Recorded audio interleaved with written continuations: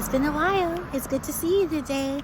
In this video, I want to share with you a few quick ways that you can build compassion for yourself and for your parents.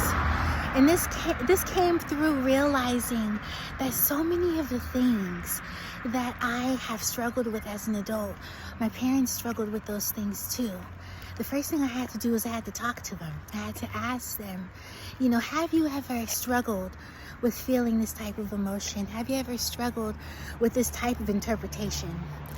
If you've watched any of my videos, you know that, or if you've watched my videos long enough, you know that sometimes we say we feel certain things, but really what we're feeling is not an emotion, it's an interpretation, it's a perception of what's going on.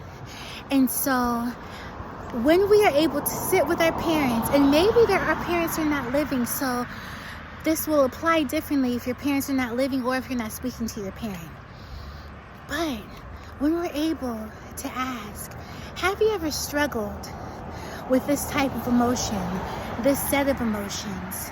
Have you ever struggled with this interpretation, this type of interpretation of a situation?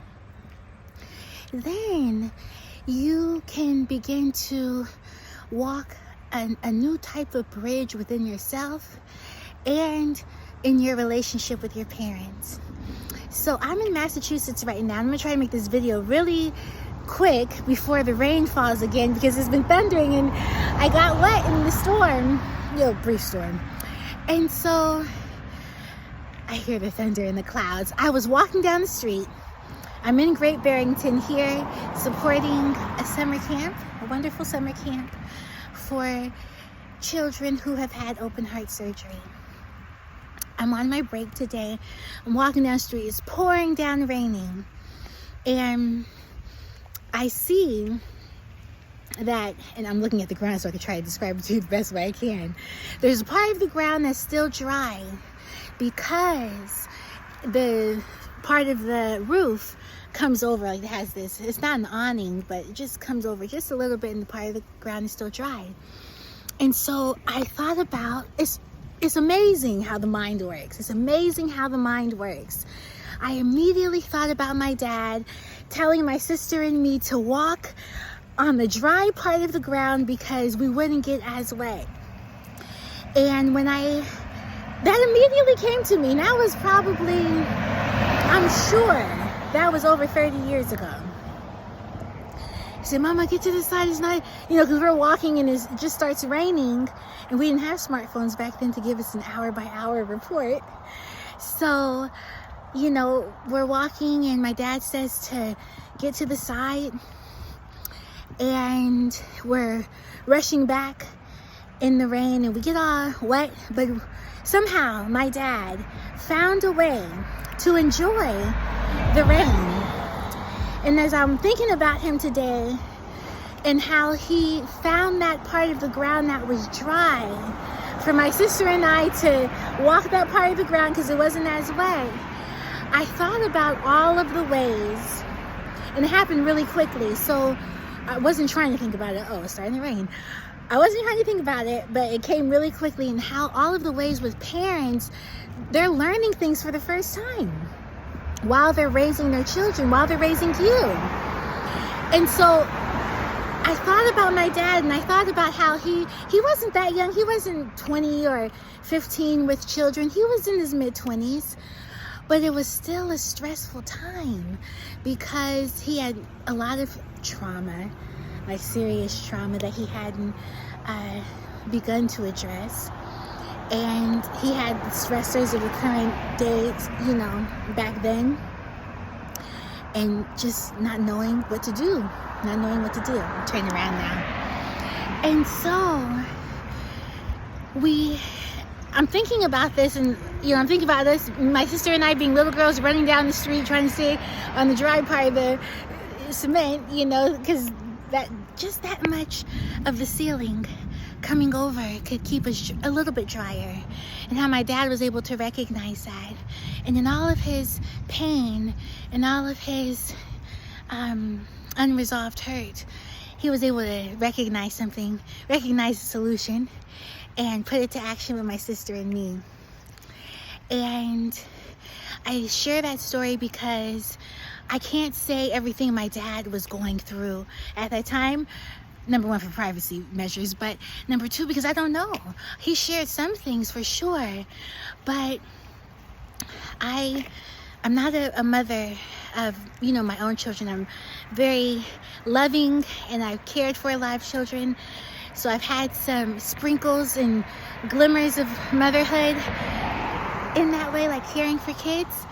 But, and you may challenge that statement, I'm fine with that. But, our parents are doing the best they can do. And so, when we are struggling with a certain type of emotion, or we're struggling with a certain set of emotions or a certain set of perceptions, if you are able to connect with your parents and asking them, have you ever felt this series of emotions? Have you ever struggled with these emotions? Have you ever struggled with this type of perception of this type of situation? I can almost guarantee you that it will give you a new level of understanding on who you are and who your parents are, because before your parents they were people, and they struggled with many things. They struggled with a variety of challenges, and some challenges they were able to overcome, and other challenges they were not able to overcome, and they struggled with regret. They struggled with disappointment. They struggled with adversity. They struggled with unresolved hurt.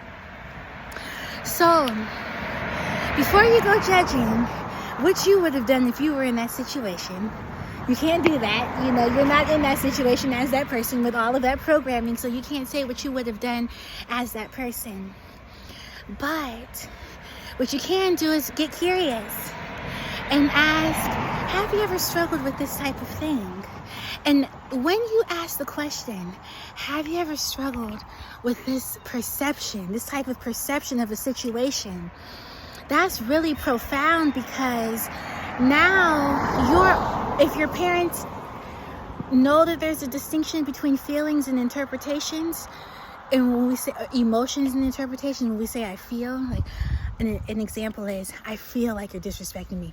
I feel like you weren't paying attention. I feel like you had something else you wanted to say. Those are interpretations. Those are not emotions. So your parents may not know that.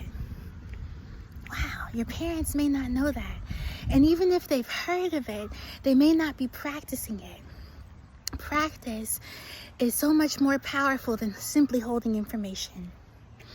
So extending that kindness and that curiosity to your parents, if they're living, being able to ask them that can really support you in your growth. So many of the things that I've struggled with, so many interpretations, even of me feeling like I'm belonging in a certain environment, whether it's with family or at work or at school, making new friends, letting go of old friends, whatever the case may be, the things I've struggled with, my parents too have struggled with. And belonging, we talk about belonging a lot. And the thing with belonging is, it's not just about fitting in. It's about being, it's at some level, I'll offer my addition to it. It's about knowing that you are accepted and there's a place for you. There's a place for you. So we can't talk about belonging without talking about place.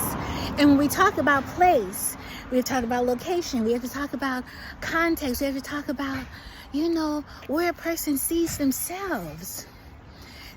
Someone's sense of belonging may not fit into your sense of belonging, and being able to have that conversation, now that's deep. There's so much that can be explored in that. But I want to encourage you to be an explorer. I want you to be a constant explorer of the truth and how the truth applies to you and how you can apply the truth. And the truth is, we don't have all our answers, yet they are either within us, within reach, or they're in the environment or in the earth somewhere, in the universe, whatever you want to call it, but they're in the environment. And if we open our minds, they can be accessible to us. Now, we can't know everything. Sometimes our parents don't want to share certain pieces of information about themselves because they have not come to a place of peace and acceptance around the situation. When we talk about the stages of grief, acceptance is one of those stages, and so many of our parents have been in the stages of grief in different ways, and they may have not come to acceptance about certain things. So we want to respect that is possible for them, and we can pray, we can model what love is, and being able to be available to them as they move through their process. But we may not be able to have certain conversations with them, and that's okay. We can accept that may not be where they are, but there's still a hope for us, because even if your parent wasn't able to give you information a certain way, you can remember there was another adult who said something similar or something along those lines, and I was like, I heard that somewhere. And then you know that is your parents' voice coming through someone else. You know, the information is coming through someone else. And one thing that is so wonderful about the Most High is that He will take every route to meet you where you are. He'll take every route. And unless you believe that you're separate from God, the only way you can really be separate from God is in your mind. And look at Ephesians chapters 1 through 3, for some insight on that. But your actions, the way you see the world, those things can't separate you unless you say you're separated. But the thing is, you're connected to the life force of the universe. Now, it's up to you to decide if you want to surrender and be a servant of God in Christ. But no one's too far out of His reach. No one's too far. So I'm going to stop here. Let me know what you think. I look forward to seeing you again soon.